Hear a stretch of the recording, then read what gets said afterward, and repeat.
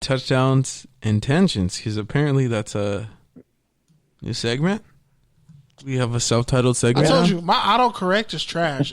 It literally like changes my name from Kenneth to Kenny. Like it changes Pete's name from Pete to Peter. So I'm assuming it's take or tangent. Yeah, We'll still take a tangent. TDs and tangents, actually. All right. So first up, TDs and tangents. Yeah. It says it right here on my phone. Look, Pete. TDs and tangents, touchdown or turnover. that's not the title of the segment, Kenny, and you just doubled down on your error. Yeah, wow. This is what happens when the I just took an L. Sorry. Yeah, bro. I just took a serious L. Speaking of taking L's, The Weeknd spent $7 million of his own money for the Super Bowl halftime show, and he didn't get paid for it. So you got to take or tangent on that. Well,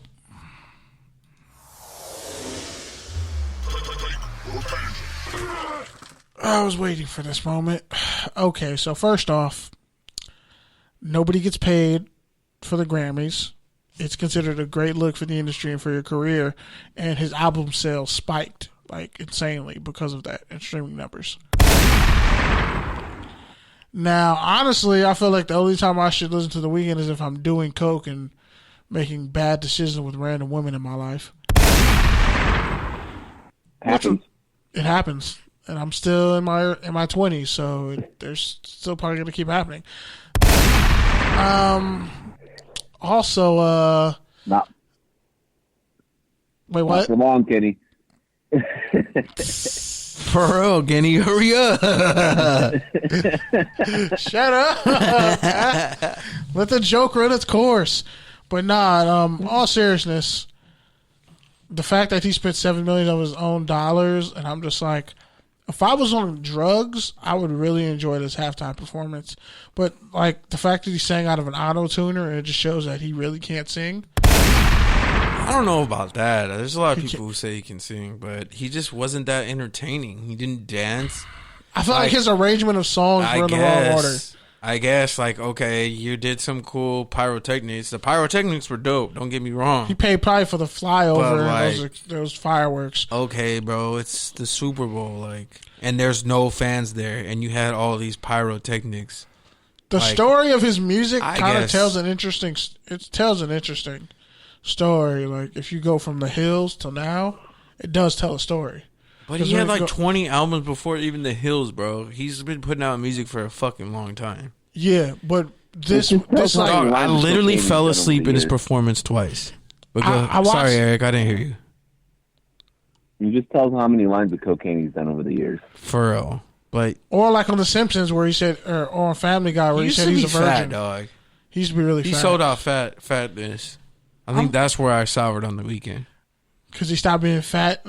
See, yeah. that's the problem. And he still can't dance. Like, you're not fat anymore, bro, but you still can't dance. Like, what the fuck? Can we be honest? He makes music for coked out white girls who live in Hollywood and go to parties that are. So let me get this straight: Canadian R&B / whatever pop artists ain't got to dance, but American ones do. Yeah, because Drake can't dance. That's what I'm saying. Drake can't dance. Can Party Next Door dance? I don't think Party Next Door can dance. So yeah, but I mean, he shook Kyrie Irving to his core and Kehlani, so I guess. But I feel like Canadians are much more toxic than Americans. Go ahead. Even though he spent a crap ton of money and he didn't dance, I feel like his backup dancers could have gone off a little harder too. If they're, I don't know. But that's kind of his music. Like, it's not really dance music, so it's like. It's okay, like, you go hard on the breakdown, but it's like, let me party through my toxicity. That's The Weeknd. Like, his music's I thought not even maybe he'd have a guess. I thought. Well, you could put odds on Drake. I literally tweeted. I was like, "Yo, I fell asleep for the second time. I miss Drake." Drake didn't show up. I know. I don't know why people thought Drake was going to show up. He did not show up. If Drake is making money off The Weeknd, they're not cool. Like, I can't be cool with you. You're still making all this fucking money off me. Like, we would have beef. He's cool with Wayne, and Wayne's making no shit ton of money off him. Well, that's different. Because let's be honest. Well, Drake's an industry plant. We've already been over that. child star from a kid saying started from the bottom. Now we here, motherfucker. Your family is filled with famous musicians. You are a child star. His uncle is a great percussionist. What are you talking about? Larry Graham. His uncle is a famous musician. The fuck are you talking about? He's a child star. Degrassi. That don't count, bro. I literally watched Degrassi. I literally followed this dude. Shut the fuck up. You cried when I'm gonna dead your thing right now. Okay. I literally followed dude since he was on Degrassi. I added him on MySpace. I literally remember the exact MySpace bulletin where he posted, "I am no longer Aubrey Graham. I am now Drake. Follow my music page." And everybody fucking joked about it. It was laughs and jokes like, yeah. And sure enough, 2 years later, slowly but surely, the light-skinned homies were like, yo, you hear of Heartbreak Drake? Yo, you hear of Heartbreak Drake? And I was like, you mean Wheelchair Jimmy? And they're like, that's still funny. Nah. They're like, nah, son. He actually makes good music. And I was like, nah, son. And at first, I wasn't really feeling it. It took me a little bit to warm up to Drake. I'm not gonna lie, I was hating on Drake. Especially, I remember there was this Young Money performance at the Ontario Theater right when it opened. You could see Lil Wayne and Drake for like $10. All my friends went. I was like, I'm not going to that shit. Fuck Drake. This was also when I was on my fuck Wayne shit. Wait, hold on. You said fuck Lil Wayne? Yeah, I was on that fuck Wayne shit. You should be disqualified from speaking on this podcast. I was on that fuck Lil Wayne shit for a little bit. You did come a long way. Wow. You think I'm contrarian now? I was really contrarian then. You wrote a whole fucking diss article just for J. Cole's album, which I stand by. I've never wavered. I've never wavered on my hate for J. Cole. He never will. I respect that. I respect the non-wavering, but goddamn. Anyways, the point is, like, yeah, he didn't start from the bottom, but like, let's not pretend that he fucking parlayed his Degrassi clout into a fucking hip hop rap career, because and then he got under real street dudes like Jay Prince. He got under real street dudes like Jay Prince and got a real cosign from Lil Wayne and Baby and got fucked by like Baby does all those artists.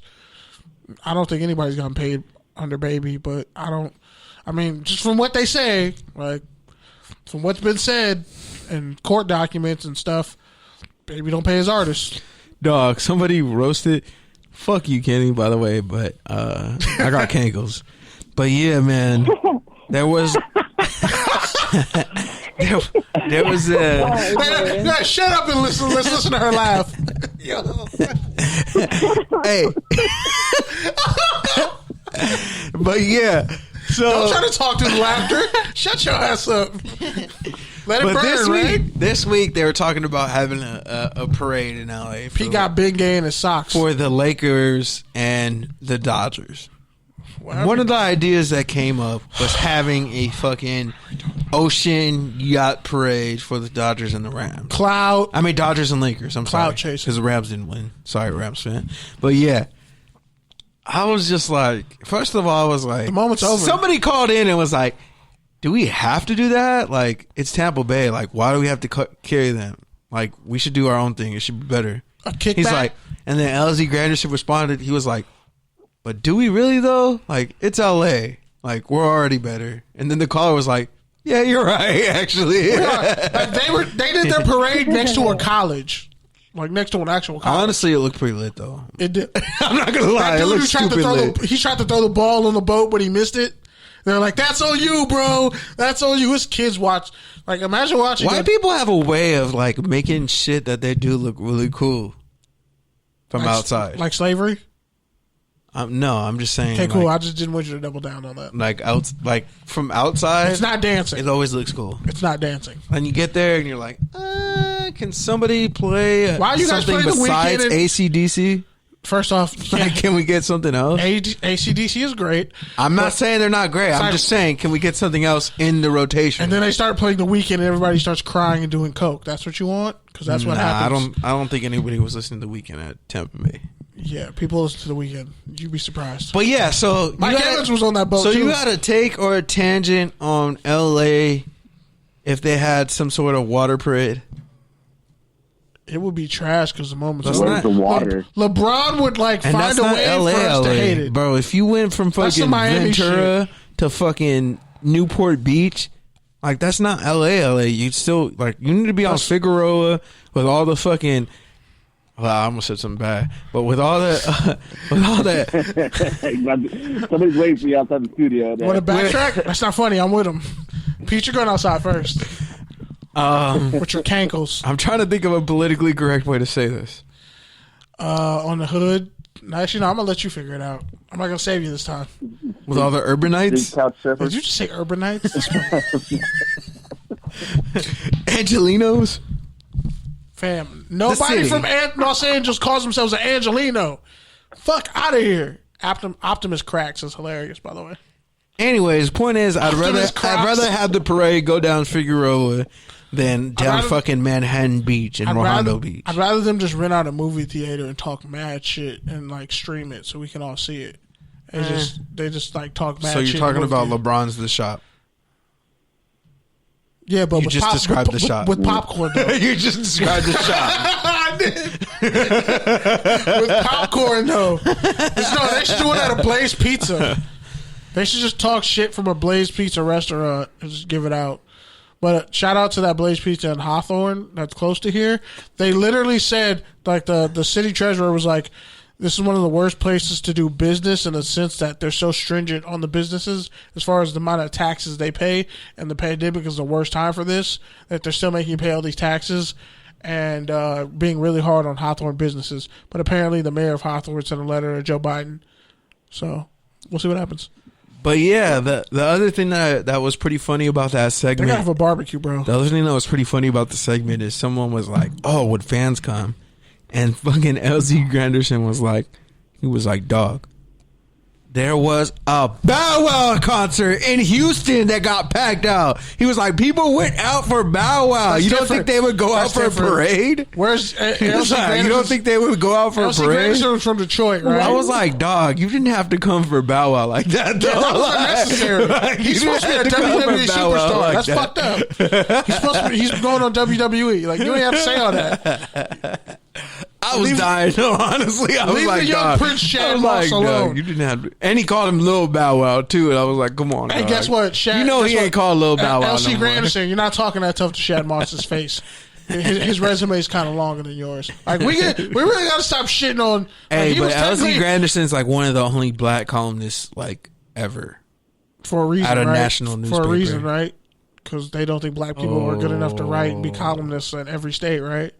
We could talk about that. Oh, I thought you were going to say something else that we have that's an unpopular opinion that we talk about off air.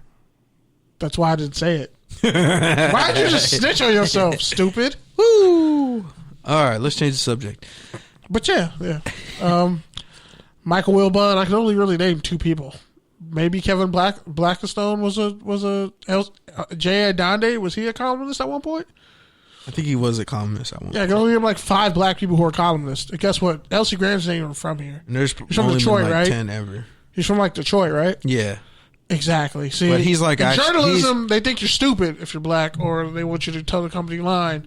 But well, that's what a whole I other will issue. say about him is he has literally lived everywhere. Literally everywhere. Yeah. Okay. But yeah. Anyways, next topic. So I don't know if you guys saw, but there was a streaker who made a bunch of money on himself. He placed a prop bet that there would be a streaker, and lo and behold, it was him. Until he didn't. And he made a shit ton of money. Until he didn't. What do you mean he didn't? I remember that bet. I put the link in the story. It was a plus 750. Yeah, that someone was streaked during the Super Bowl, and it was on the Bovita app, but they deleted his account. And everybody who was in on it, their bets got revoked, and they're not going to get paid because it was a criminal act, and it was pretty much they planned it out ahead of time. So they all got caught. He snitched on himself, basically. Yeah, and other people got popped. So all that money he was going to get, that $375K, he's not getting because it was literally a manufactured bet, and they don't like finding out about getting took, you probably should have shut the fuck up before the direct deposit hit. I'm just saying. They're going to scam. Wait till the direct deposit hits, then